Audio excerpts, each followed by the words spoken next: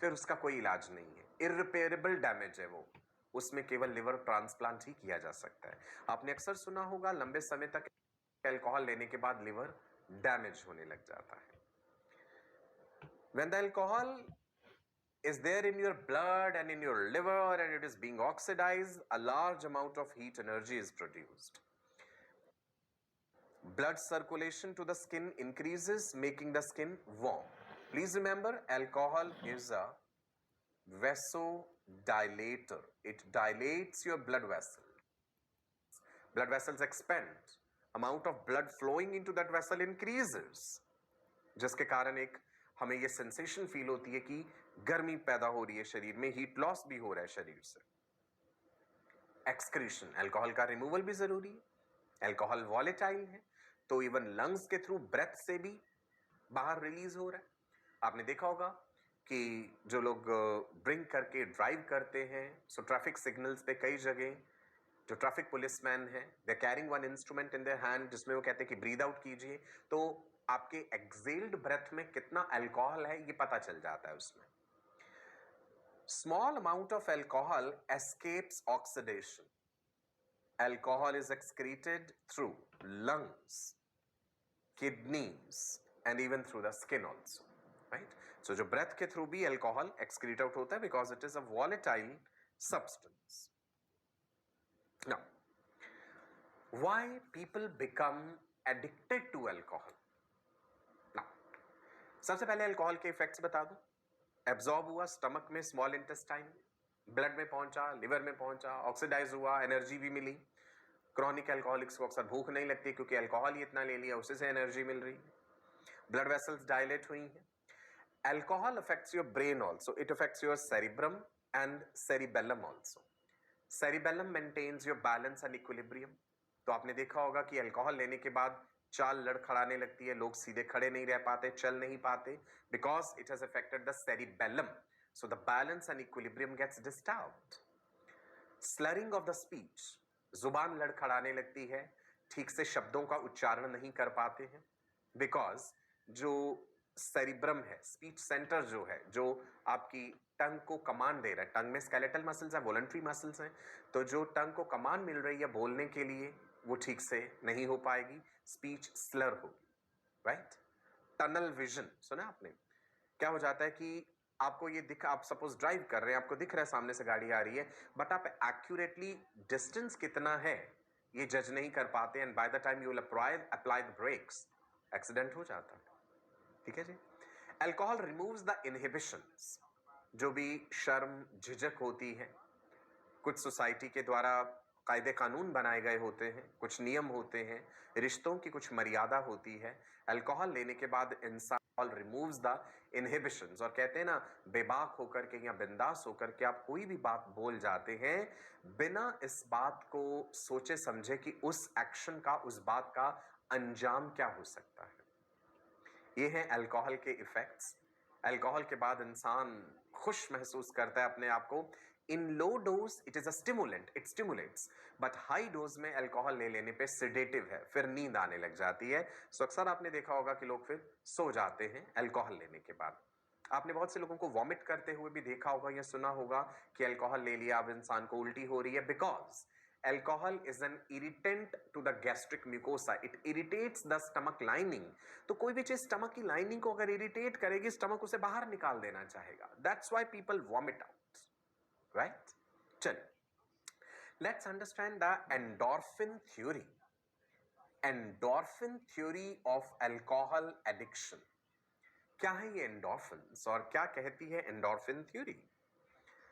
The cause of alcohol addiction has been explained by endorphin theory as follows. Let's understand.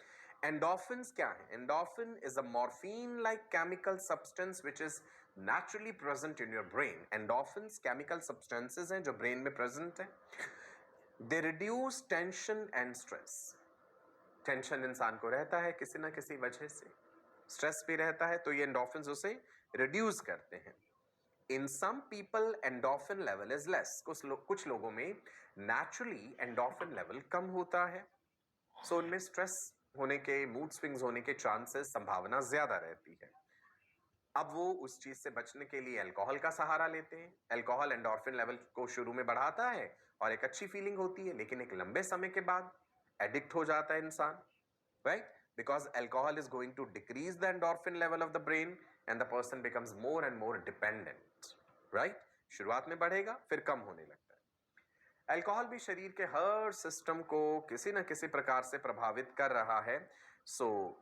क्या क्या diseases disorders हो सकते हैं? Increased urine output, diuresis, very important. Alcohol लेने के बाद बार बार यूरिनेशन के लिए जाना पड़ता है इंसान को।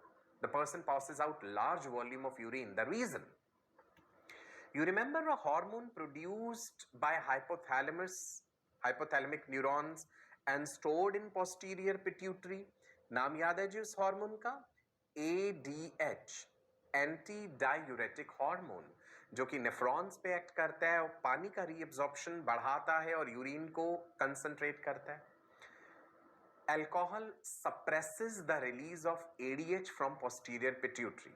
अल्कोहल लेने पे posterior pituitary से ADH का रिलीज कम हो जाता है। अगर ADH का रिलीज कम है तो किडनीज पानी एब्जॉर्ब नहीं कर पाएंगी, वो यूरिन की फॉर्म में बाहर निकाल देंगी। दैट इज द रीजन कि अल्कोहल लेने के बाद the person has to go for urination again and again. गला भी सूखता है क्योंकि इतना पानी पास आउट हो चुका है, प्यास ज्यादा लगेगी, पानी पिया जाता है फिर बार बार, इसीलिए। ठीक है जी। लिवर में cirrhosis, as I told you, cirrhosis में क्या होता है? बहुत ही नुकसानदायक है ये बात। हिपेटोसाइट्स, लिवर के cells, they are replaced by fibroblasts. Liver में फाइब्रोब्लास्ट सेल्स जो कि फाइबर्स बनाते हैं, इनकी संख्या बढ़ जाती है। That results in cirrhosis of the liver. इसका इलाज नहीं है। फिर अल्टीमेटली क्या है, हमें लिवर ट्रांसप्लांट ही एक ऑप्शन बचता है। अल्कोहल प्रोलॉन्ग अगर कंजम्पशन हो रहा है लंबे समय से, तो स्लीप पैटर्न डिस्टर्ब हो जाता है। जजमेंट, कोऑर्डिनेशन सब इफेक्ट होता है। न्यूरोमस्कुलर कोऑर्डिनेशन डिस्टर्ब होता है। Large volume of dilute urine अगर डेली प्रोड्यूस हो रहा है तो उसमें वाटर सॉल्युबल विटामिन भी चले जाएंगे। विटामिन बी कॉम्प्लेक्स की कमी होने लगेगी, विटामिन सी की कमी होने लगेगी। विटामिन बी कॉम्प्लेक्स की कमी के कारण there is disturbed neuromuscular coordination. Chronic alcoholics के हाथ ऐसे कांपने लगते हैं। वो क्यों? क्योंकि विटामिन बी कॉम्प्लेक्स की डेफिशिएंसी हो चुकी है। Wernicke Korsakoff syndrome, memory, judgement, ये सब कम होने लगती है, याददाश्त कमजोर होने लगती है। ये लॉन्ग टर्म इफेक्ट्स हैं। स्पीच स्लर्ड है, loss of consciousness. So central nervous system, excretory system, reproductive system effect हो रहा है। In males it reduces the sperm count, females में मेंस्ट्रुअल साइकिल इरेगुलर हो सकता है, राइट जी। फेलोपियन ट्यूब के सीलिया भी इफेक्ट हो जाते हैं अल्कोहल के साथ साथ अगर स्मोक भी किया जा रहा है। प्रेगनेंसी के टाइम पे अगर फीमेल अल्कोहल ले रही है तो बच्चे की न्यूरो डेवलपमेंट जो है, न्यूरोलॉजिकल डेवलपमेंट प्रभावित होती है इससे, राइट। टेराटोजेंस याद है आपको? एम्ब्रियोनिक डेवलपमेंट पढ़ते समय हमने एक वर्ड पढ़ा था, टेराटोजेंस। टेराटोजेनेसिस आपको बताया था। टेराटोजेंस are the monster forming agents, physical, chemical, biological agents which cause abnormal embryonic development. Pregnancy के पहले 3 महीने बड़े ही क्रूशियल होते हैं। प्रेग्नेंट फीमेल्स को बड़ा ध्यान रखना होता है। उसके आसपास भी कोई स्मोक कर रहा है तो उसे वहां नहीं बैठना चाहिए। पैसिव स्मोकिंग उसके बच्चे के लिए बहुत नुकसानदायक साबित हो सकती है, राइट। यहाँ पे देखिए जी, ये साइन क्या कह रहा है? Do not drink and drive. बहुत ही डेंजरस हो जाता है अगर अल्कोहल के इन्फ्लुएंस में ड्राइव कर रहा है इंसान। Why one should not drink and drive, ये डेडली कॉम्बिनेशन नहीं होना चाहिए। Alcohol affects judgement, alcohol affects coordination, neuromuscular coordination, limbs का, आईज का, हेड का कोऑर्डिनेशन चाहिए आपको एफिशिएंटली गाड़ी चलाने के लिए। सामने से दूसरी गाड़ी आ रही है, राइट, आपको ब्रेक दबाना है, आपको गाड़ी अपनी साइड में करनी है। इन सब चीजों के लिए परफेक्ट न्यूरोमस्कुलर कोऑर्डिनेशन चाहिए। अल्कोहल इस चीज को अफेक्ट करता है, अलर्टनेस को प्रभावित करता है। A driver becomes less watchful and fails to observe the objects outside his vehicle. It affects the vision also. Vision becomes blurred and unsteady. एक धुंधलापन सा आ जाता है आंखों के सामने, इंसान क्लियरली देख नहीं पाता, right? The field of vision is reduced. It increases the reaction time. ये भी इंपॉर्टेंट है। आपने किसी चीज को ऑब्जर्व करा, इंफॉर्मेशन को प्रोसेस करा और आपने रिएक्ट करा, इसमें बहुत ज्यादा समय लग जाता है अगर अल्कोहल के इन्फ्लुएंस में है इंसान. सो रिएक्शन टाइम बढ़ने से driver takes more time to react to unexpected situation. Say for example एक छोटा बच्चा सड़क क्रॉस कर रहा है, सो आपने देख लिया, आप रिएक्ट करना चाह रहे हैं बट आप ब्रेक नहीं लगा पा रहे, and an accident can happen. Alcohol affects the behavior. Intoxicated drivers become rash, careless, erratic, and they tend to overspeed. Signal cross करना, ज्यादा स्पीड से गाड़ी चलाना, किसी से लड़ाई करना, इन सब चीजों की संभावना बढ़ जाती है. क्लियर है जी? सो अल्कोहल के बारे में बहुत सारी बातें आपको समझ आई. टोबैको अब्यूज सबने पढ़ लिया, अल्कोहल अब्यूज पढ़ा, ड्रग्स के बारे में हम पहले भी जान चुके थे. ड्रग अब्यूज मतलब habitual administration of drugs obtain from illegal sources. Opioids के बारे में पढ़ा था, कैनाबिनॉइड्स के बारे में हमने पढ़ा था, एंड कोकेन के बारे में. बहुत से लोग ऐसा भी करते हैं कि ड्रग्स भी ली, साथ में अल्कोहल भी लिया एंड स्मोक भी कर रहे हैं. डेडली कॉम्बिनेशन हो जाता है. बिहेवियर एग्रेसिव होता है क्रॉनिक अल्कोहलिक्स में या ड्रग यूजर्स में. एकेडमिक परफॉर्मेंस कम होती जाएगी. अपनी शरीर की साफ सफाई में कम ध्यान देगा. There will be lack of interest in personal hygiene. Stealing to be able to buy these. ये भी आपने देखा होगा कि इंसान गलत रास्ते अपनाता है फिर अपनी चाहतें पूरी करने के लिए. चोरी करना, किसी को नुकसान पहुंचाना, ये सब भी होगा because ultimately alcohol, tobacco and drugs, इन सबको खरीदने के लिए पैसे चाहिए. तो वो कहां से आएंगे? कोई ना कोई गलत रास्ता अपनाता है इंसान, राइट? अल्टीमेटली ये सब चीजें इस हद तक नुकसान पहुंचा देती हैं कि इंसान की मृत्यु भी हो सकती है. इंसान के साथ जो बाकी जुड़े हुए और लोग हैं, दोस्त हैं, परिवार हैं, वो भी बुरी तरह से प्रभावित होते हैं. सो always remember that say no to tobacco, say no to drugs, say no to alcohol.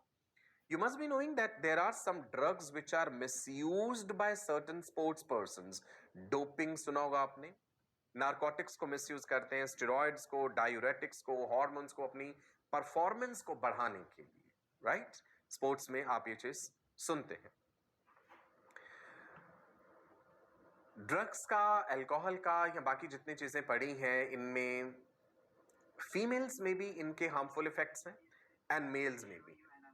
क्या क्या है जी? Let's see what are the dangerous effects.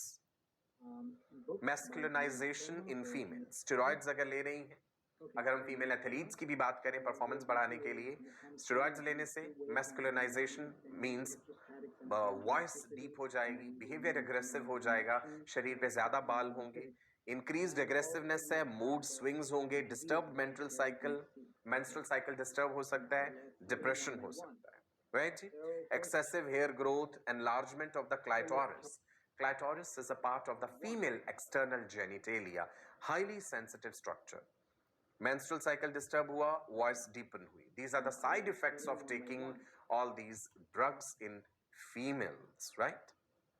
Side effects in males, acne, मुहासे होना, steroid level अगर बढ़ेगा, एथलीट्स में भी ऐसा हो जाता है. अगर परफॉर्मेंस एनहेंस करने के लिए स्टेरॉइड्स लिए गए, या बॉडी बिल्डर्स के केस में हम बात करें जो मसल डेवलपमेंट के लिए इन चीजों का इस्तेमाल करते हैं, एक्ने होंगे, एग्रेसिवनेस बढ़ेगा, mood swings, depression, reduction of the size of testicles, testis shrink. एक्सोजीनियसली जब बाहर से स्टेरॉइड्स लिए जा रहे हैं तो शरीर का अपना नेचुरल स्टेरॉइड प्रोडक्शन डाउन हो जाता है, टेस्टिस का साइज रिड्यूस हो जाएगा, स्पर्म प्रोडक्शन कम होगा. किडनीज को प्रभावित करते हैं. मेल्स में breast enlargement that is gynaecomastia की संभावना बढ़ जाती है. बाल कम हो जाएंगे सिर पे, प्रीमेच्योर बॉल्डनेस, प्रोस्टेट ग्लैंड का enlargement. So these are the different side effects in males of the consumption of different types of steroids, right? For different purposes. If drugs are so bad, why do people consume them? Why don't they stop taking the drugs? ऐसा क्यों? अभी हमने बात करी addiction की, है ना? It is habitual, psychological, physiological dependence on a substance, behavior, practice which is beyond voluntary control.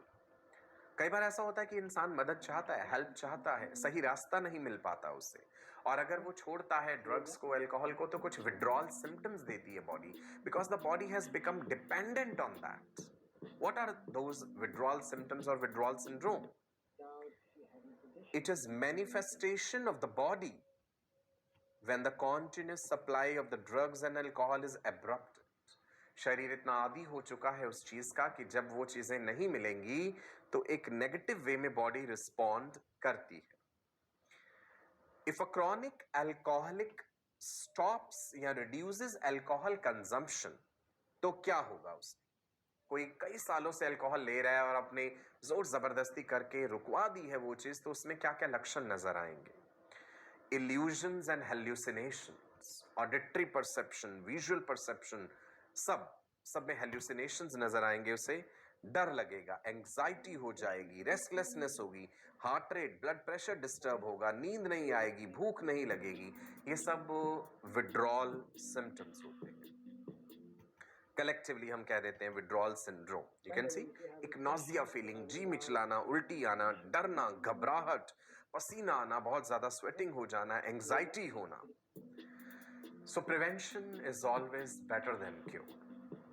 Diseases बताते समय भी ये बात बताई थी कि इलाज से परहेज अच्छा. हिंदी में हम कह देते हैं इलाज से परहेज अच्छा. पहले ही अपने आप को बचा के रखा जाए उस चीज से कि ये नौबत ही ना आने पाए. लेकिन अगर ऐसा हो जाए तो हमारे पास क्या क्या ऑप्शंस अवेलेबल हैं अल्कोहल एडिक्ट के लिए, टोबैको एडिक्ट के लिए या ड्रग एडिक्ट के लिए. अल्कोहल के केस में एवर्जन थेरेपी या एंट अब्यूज थेरेपी भी हम यूज करते हैं. एक केमिकल सब्सटेंस है disulfiram. Disulfiram tablet is given to the patient. ये टैबलेट लेने के बाद अगर the patient drinks even small amount of alcohol तो उसमें vomiting, nausea, headache, palpitation, mental confusion, ये सब होगा. तो इस दवाई का ये असर होता है. आपने अक्सर कई जगह एडवर्टीजमेंट्स भी देखे होंगे, शराब छुड़वाएं या अल्कोहल की आदत छुड़वाएं एक गोली खा लेने से. But this is dangerous. बिना मेडिकल सुपरविजन के इस तरह का इलाज करना पेशेंट का बहुत ही गलत साबित होता है. Emetine hydrochloride injection it is given to the patient. इसके बाद अगर पेशेंट अल्कोहल को स्मेल करता है, ड्रिंक करता है तो वॉमिटिंग होने लगेगी. So the patient starts hating alcohol. But this emetine hydrochloride is toxic and it is not used anymore. Chlordiazepoxide. It is chlordiazepoxide. It prevents the withdrawal symptoms. This particular chemical, when given to the person, it prevents the withdrawal symptoms. So these were the different treatments which we give. एक बड़ी जरूरी बात है कि अगर कोई addict है किसी चीज का और परिवार वालों का या दोस्तों को पता है, सो हमें सपोर्टिव होना बड़ा जरूरी होता है. एंड कई बार ये भी होता है कि आदत पड़ी ही क्यों उस चीज की, बिकॉज हम कंपेयर कर रहे थे. फैमिली में ऐसा हो जाता है ना कि भाई तुम इतना अच्छा नहीं कर पा रहे हो या कर पा रही हो, तुम्हारे फ्रेंड्स इतना बेहतर कर गए, तुम्हारे रिलेटिव्स इतना बेटर कर गए. तो एक प्रेशर क्रिएटेड रहता है बच्चों पे, मानसिक दबाव रहता है. So we should avoid comparing them with the peers. Do not punish them for poor academic performance. As a parent, as a relative, as a teacher, हमारा भी ये फर्ज बनता है, ये उत्तरदायित्व बनता है कि हम एक अननेसेसरी कंपैरिजन ना करें बच्चों में. हर इंसान अपने आप में अलग है. एक साइकोथेरेपी चाहिए बच्चों को, काउंसलिंग चाहिए. So there should be counselling of the child regarding stress in his or her life. चाहे बच्चा कितना भी छोटा है उम्र में, स्ट्रेस किसी को भी हो सकता है, किसी पारिवारिक समस्या को लेकर के हो सकता है. So we need to discuss it with the person कि भाई आपको क्या समस्या है, कितना कंफर्टेबल एनवायरनमेंट देना पड़ेगा, एक इस तरह का माहौल बनाना पड़ेगा कि बच्चे को ऐसा महसूस ना हो कि उसे जज किया जाएगा. अगर उसने अपनी कोई दिल की बात कही तो सामने वाला उसे जज करेगा. फैमिली को बहुत सपोर्टिव होना पड़ता है. Child should feel comfortable and child should be able to share the problems. Teachers को भी कंफर्टेबल जो है लेवल बना के रखना चाहिए. एक कंफर्ट लेवल होना चाहिए बच्चों के साथ कि अपनी कोई भी समस्या बेझिझक वो डिस्कस कर सके. राइट.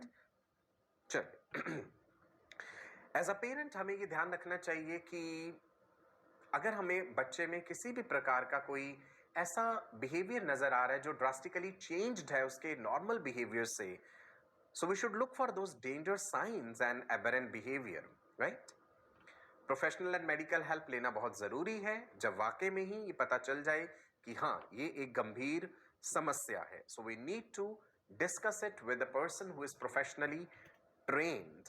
आपने सुना होगा एक अल्कोहलिक्स एनोनिमस के नाम से एक इंटरनेशनल वॉलंटरी ऑर्गेनाइजेशन है जहां पे ex alcoholics they share their personal experiences with alcoholics and they motivate them to quit alcohol. Right, आप चेक कर सकते हैं इस बारे में, अल्कोहलिक्स एनोनिमस के नाम से ये एक ऑर्गेनाइजेशन है। चल, सो आज के लिए इतना ही। इसके साथ ही हमने अल्कोहल, ड्रग्स, टोबैको, इन सब चीजों के बारे में जाना। ये जानकारी बड़ी ही जरूरी है, चाहे आप मेडिकल स्टूडेंट हैं या नहीं है। तो आपके जो और फ्रेंड्स भी हैं उनके साथ ये इंफॉर्मेशन जरूर शेयर कीजिएगा, because prevention is always better than cure. नमस्कार, बाय बाय। मैं आपका अपना डॉक्टर सचिन कपूर अब आपसे विदा लेता हूं। अगले सेशन में और बेहतरीन बातें लेकर के आपसे फिर मिलेंगे। रिवीजन जरूर कीजिएगा, जो नोट्स आपने बनाए हैं उन्हें रिवाइज कीजिए, डेली प्रैक्टिस पेपर्स भी प्रैक्टिस करते रहिए। नमस्कार, गॉड ब्लेस यू ऑल।